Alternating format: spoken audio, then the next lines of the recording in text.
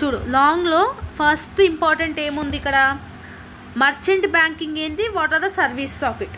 Merchant banking అంటే ఏం చెప్పిన, 2 డిఫరెంట్ కంట్రీస్ ట్రాన్సాక్షన్ చేసుకోవడం. ఈ ట్రాన్సాక్షన్స్లో మనకి ఏముంటుంది, సెబీ ఇన్వాల్వ్ అవుతుంది. సెబీ ఫుల్ ఫామ్ ఏంది, securities and exchange board of India. ఓకేనా. సో దీన్ని మనం యూనివర్సల్ బ్యాంకింగ్ అని కూడా అనొచ్చు. సో ఇందులో ఏమేమి సర్వీసెస్ ఉంటాయంటే, ఫస్ట్ వన్ కార్పొరేట్ కౌన్సిలింగ్ ఉంటుంది. Corporate counselling in the sense ఏంటంటే, ఆల్ ద ఫైనాన్షియల్ యాక్టివిటీస్ ఏవైతే జరుగుతున్నాయో దాని మీద సజెషన్స్ కానీ, దానికి ఏమైనా ఒపీనియన్ చెప్పడం కానీ, ఇవన్నీ ఇక్కడ జరుగుతాయి అన్నమాట. నెక్స్ట్ ప్రాజెక్ట్ని కూడా కౌన్సిలింగ్ చేస్తుంది. నువ్వు ఏ ప్రాజెక్ట్ చేయాలనుకుంటున్నావు, ఎంత పర్సెంట్ ఐడెంటిఫికేషన్ ఉంది, టెక్నికల్గా కానీ కమర్షియల్గా కానీ హెల్ప్ ఏమైనా కావాలనేది చూసుకుంటుంది. నెక్స్ట్ లోన్ సిండికేషన్, లోన్ ఇవ్వడంలో కూడా ఇట్ విల్ బీ హెల్ప్ఫుల్ అనమాట. నెక్స్ట్ ఇష్యూ మేనేజ్మెంట్, ఏవైనా పలానా ఇష్యూ వచ్చినప్పుడు టెక్నికల్గా కానీ ఇంటర్నల్ కానీ ఎక్స్టర్నల్ కానీ it will give a management support అనమాట. నెక్స్ట్ ఏంది, underwriting of public issue. Underwriting of public issue అంటే ఏంటంటే, మినిమం ఎంతైతే public members of capitals raise అయినాయో, కొంతమంది పబ్లిక్ దగ్గర నుంచి కూడా క్యాపిటల్స్ అనేది రేజ్ చేసుకుంటారు. ఓకే. సో దాని ఇష్యూ కూడా ఇది చూసుకుంటుంది. పోర్ట్ఫోలియో అంటే ఏంది, portfolio is nothing about the rules and regulations ఒకటే పేపర్లో ఉండడం, ఒకటే మేనేజ్మెంట్ ఏరియాలో ఉండడంని పోర్ట్ఫోలియో మేనేజ్మెంట్ అని అంటాం. దాన్ని కూడా చూసుకుంటుంది. నెక్స్ట్ వర్కింగ్ క్యాపిటల్ క్రెడిట్స్ ఎంత వచ్చినాయి, డిస్కౌంట్ బిల్స్ ఎన్నేమో వచ్చినాయి, ఇవన్నీ చూసుకుంటుంది. ఇట్లా డిఫరెంట్గా అనేది ఉంటాయి అన్నమాట. ఓకేనా. సో ఇవి కూడా నేర్చుకో. నెక్స్ట్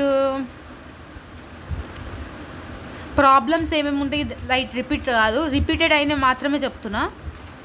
ఏవి రిపీట్ అవ్వచ్చు అని అంటే,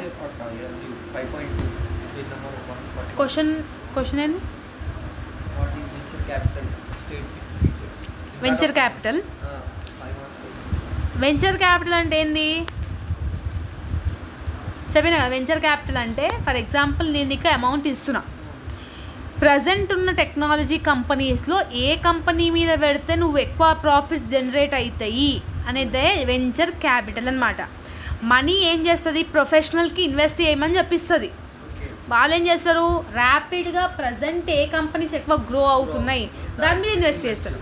రేపటాటికి సేమ్ లైక్ ట్రేడింగ్ తెలుసుగా మనకి, దాని గురించి రాయాలి. అర్థమైందా. వెంచర్ క్యాపిటల్ ఈక్వల్ పార్టిసిపేషన్ ఉంటుంది.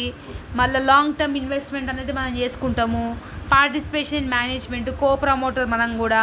నీకు ఇష్టం లేనప్పుడు ఇన్వెస్ట్ చేయకుండా ఆపేయచ్చు, డిస్ఇన్వెస్ట్మెంట్ అంటాము. ఓకేనా. న్యూ ఐడియాస్ని చెప్పవచ్చు. ఫైనాన్షియల్ అసిస్టెన్స్ కూడా నీకు ఉంటుంది. ఓకేనా. నెక్స్ట్ ఏంటి, డిఫరెంట్ స్టేజెస్ అడుగుతున్నాడు. ఎర్లీ స్టేజ్ ఉంటుంది, లేటెస్ట్, ఇది అవసరం లేదు, స్టేజెస్ ఏం అడగడు. వెంచర్ క్యాపిటల్ గురించి అడిగితే మాత్రం దానికి ఫంక్షన్స్ వచ్చినా స్కోప్ వచ్చినా మనం ఓన్గా రాయడానికి ట్రై చేయి.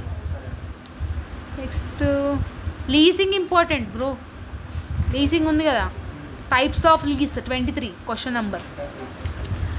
3 టైప్స్ ఆఫ్ లీజ్ ఉంటుంది.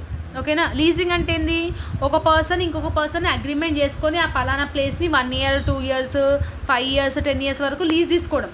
ఇప్పుడు మోస్ట్లీ మన స్కూల్స్ కానీ కాలేజెస్ కానీ వాళ్ళ ప్లేస్ ఏదైతే ఉందో లీజ్కి తీసుకుంటారు వాళ్ళు. ఓకేనా. సో ఆ పర్టికులర్ అగ్రిమెంట్ అయిపోయాక వాళ్ళు మళ్ళీ రీ-అగ్రిమెంట్ అయినా చేసుకోవచ్చు. ఓకేనా.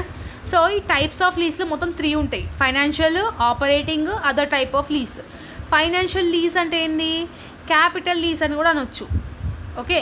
సో ఈ రెంటల్ రికవరీ ఏదైతే ఉందో, ఫుల్ కాస్ట్ ఆఫ్ అసెట్స్ కానీ అంటే అందులో వచ్చిన రిటర్న్స్ ఫండ్స్ ఏవైతే ఉన్నాయో ఇవన్నీ వాళ్ళే చూసుకుంటారు. రిస్క్ కానీ ఎవ్రీథింగ్, ఓనర్షిప్ అంతా మొత్తం వాళ్ళే చూసుకుంటారు ప్రాపర్టీ మీద. ఆపరేటింగ్ లీజ్ అంటే ఏంది, ఆపరేటింగ్ లీజ్ అంటే పీరియాడిక్ బేసిస్ మీద ఉంటుంది. అంటే ఈ పర్టికులర్ పీరియడ్ వరకు నేను హెల్ప్ చేయగలుగుతాను, ఈ పర్టికులర్ పీరియడ్ వరకు ఇంత ఉంటుంది అని చెప్పేసి. అదర్ టైప్ ఆఫ్ లీజెస్లో నీకు మళ్ళీ డిఫరెంట్ టైప్స్ ఉంటాయి. క్రాస్ బార్డర్ లీజ్ అని, it depends on the agreement. నువ్వేం అగ్రిమెంట్ చేసుకుంటున్నావు, వాడేం అగ్రిమెంట్ చేసుకుంటున్నారు, ఇద్దరు అగ్రిమెంట్కి వాడు రిఫరబులా కాదా అని చూసుకుంటుంది అనమాట. అదొకటి. That's it. ఈ లీజ్ ఒకటి చూసుకో, మర్చెంట్ బ్యాంకింగ్ ఒకటి చూసుకో. ఓకే. అందులోకి అయితే ఒక క్వశ్చన్ అయితే డెఫినెట్గా రిపీట్ అవుతున్నాయి ఎవ్రీ టైం. ఓకే.